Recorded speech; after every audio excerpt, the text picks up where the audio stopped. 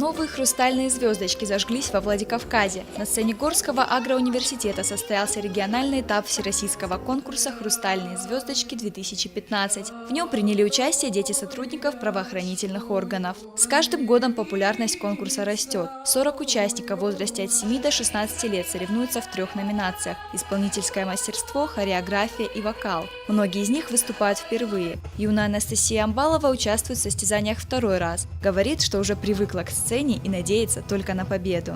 У меня сегодня будет танец «Амазонка». На нем надо очень резко всякие движения делать. Сегодня я не волнуюсь. Я думаю, что получу какое-то место. Конкурс направлен на выявление, поддержку и развитие одаренных детей, а также создание условий для реализации их творческого потенциала. Благодаря блестящему таланту юных дарований нашу республику не раз называли лучшей по проведению фестиваля.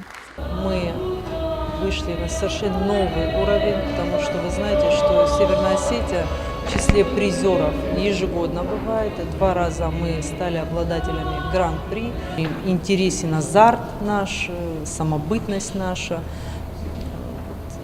Выходили номера именно с таким национальным колоритом, за исключением Тимура Сланова, потому что он покорил своим голосом.